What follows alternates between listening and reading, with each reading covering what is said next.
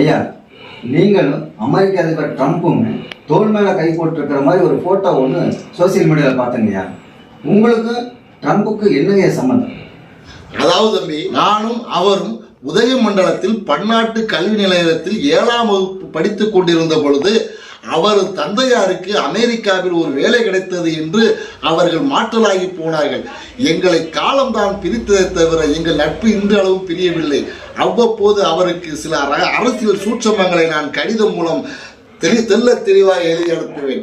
அதை படித்து கொண்டும் மனதில் உள்வாங்கிக் கொண்டும் இன்று அமெரிக்காவிற்கு அதிபராகும் அளவிற்கு உயர்ந்திருக்கிறார்.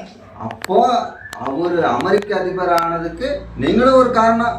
தம்பி, ஒரு காரணம் அல்ல, அவர் அமெரிக்க அதிபர் ஆனதுக்கு முழு காரணமே நான் தான் என்று அவர் பல முறை செய்தித்தாளில் பேட்டி கொடுத்திருக்கிறார். அது உனக்கு தெரியுமா?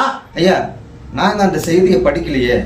தம்பி, நீ படிப்பதோ என்னவோ உள்ளூர் செய்தி, நான் சொல்வதோ உலக செய்தி. அதை நீ படித்திருக்க வாய்ப்பே இல்லை தம்பி. ஐயா, அவர் உங்க நண்பர் தானே? அவர் இந்தியாவுக்கு வித்த 50% வரி, அதை நீங்க பத்தி பேசலாம்ல? பேசவில்லையா? பேசியிருக்கிறேனே. எப்போ? இந்தியாவிற்கு 50% வரி விதித்தவுடன் அன்பு நண்பா ட்ரம்ப், உனக்கு எதுக்கு இந்தியாவோட வம்பு என்று என்னுடைய கையடக்க அலைபேசியிலே அன்பு நண்பருக்கு குறுந்தகவல் ஒன்று அனுப்பியிருந்தேன். புரியலையே. செல்போனில் SMS அனுப்பினேன் என்று சொல்ல வந்தேன். ரிப்ளை வந்ததா? அங்குதான் தம்பி விதி விளையாடி விட்டது. என்ன சொல்றீங்க? நான் குறுந்தகவல் அனுப்பிய அன்று இரவே எனது மாதச்சந்தா காலாவதியாகிவிட்டது.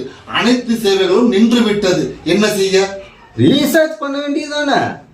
என்ன தம்பி பேசுகிறீர்கள்? உங்களது அலுவலகத்திற்கு வருவதற்கு ரேபிட்டோவிற்கு 48 ரூபா வழி இல்லாமல் ஒருவரின் லிப்ட் கேட்டு வந்தேன் என்று சொல்லியிருக்கிறேன்.